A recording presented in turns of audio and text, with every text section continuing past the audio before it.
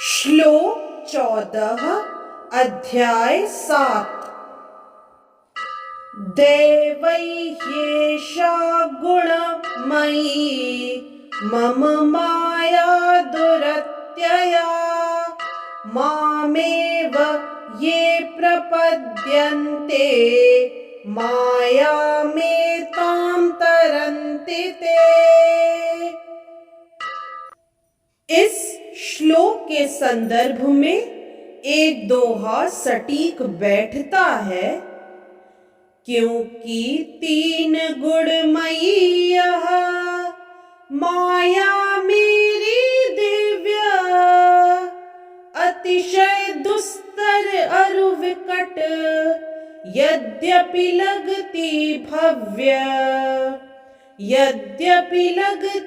भव्य केवल मेरी ही शरण जो हो जाते भक्त वे ही तर जाते से अन्य न कोई शक्त।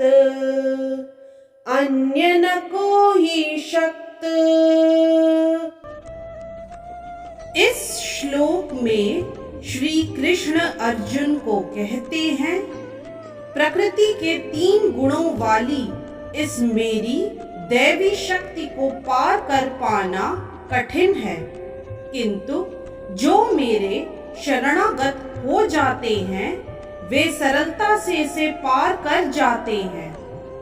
यदि इस श्लोक का विस्तार करें तो भगवान की शक्तियां अनंत हैं और ये सारी शक्तियां दैवी हैं।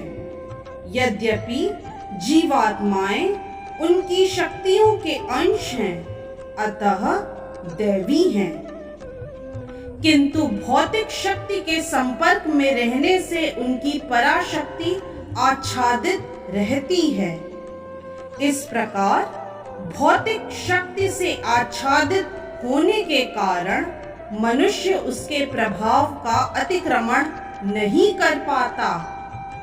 जैसा कि पहले कहा जा चुका है, परा तथा अपरा शक्तियां भगवान से उद्भूत होने के कारण नित्य हैं। जीव भगवान की पराशक्ति से संबंधित होते हैं, किंतु अपराशक्ति अर्थात पदार्थ के द्वारा दूषित होने से उनका मोह भी नित्य होता है। अतः बुद्ध जीव नित्य बद्ध हैं। कोई भी उसके बद्ध होने की तिथि को नहीं बता सकता।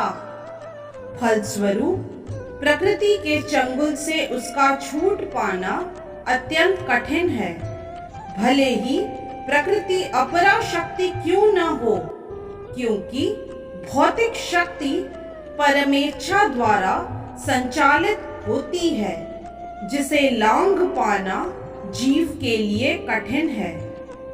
यहाँ पर अपरा भौतिक प्रकृति को दैवी प्रकृति कहा गया है, क्योंकि इसका संबंध दैवी है तथा इसका चालन दैवी इच्छा से होता है। दैवी इच्छा से संचालित होने के कारण भौतिक प्रकृति अपर होते हुए भी दृश्य जगत के निर्माण तथा विनाश में महत्वपूर्ण भूमिका निभाती है। वेदों में इसकी पुष्टि इस प्रकार हुई है, मायां तु प्रकृतिम विद्यान मायिनम तु महेश्वरम। यद्यपि माया मिथ्या या नश्वर है, किंतु माया की पृष्ठभूमि में परम जादूगर भगवान है, जो परम नियंता महेश्वर हैं।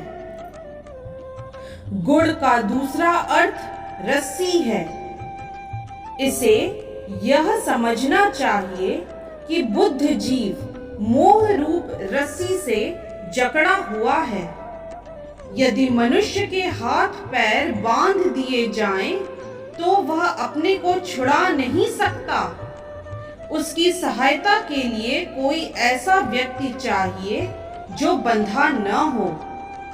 चूंकि एक बंधा हुआ व्यक्ति दूसरे बंधे व्यक्ति की सहायता नहीं कर सकता, अतः रक्षक को मुक्त होना चाहिए। अतः केवल कृष्ण या उनके प्रामाणिक प्रतिनिधि गुरु ही बुद्ध जीव को छुड़ा सकते हैं। बिना ऐसी उत्कृष्ट सहायता के भव बंधन से छुटकारा नहीं मिल सकता। भक्ति या कृष्ण भावनामृत इस प्रकार के छुटकारे में सहायक हो सकता है। कृष्ण माया के अधीश्वर होने के नाते इस दुर्लभ शक्ति को आदेश दे सकते हैं कि बुद्ध जीव को छोड़ दें। वे शरणागत जीव पर अहेतु की कृपा या वात्सल्यवश ही जीव को मुक्त किए जाने का आदेश देते हैं, क्योंकि जीव मूलतः भगवान का प्रिय पुत्र है। अतः निष्ठुर माया के बंधन से मुक्त होने का एकमात्र साधन है भगवान के चरण कमलों की शरण ग्रहण करना। इस तरह से श्लोक 14 अध्याय 7 की व्याख्या यही संपन्न होती है। जय श्री कृष्णा। यदि आज का वीडियो आपको पसंद आया तो कृपया लाइक, सब्सक्राइब, कमेंट और शेयर करना न भूलें। चैनल का नाम है मिस्टिक फेथ।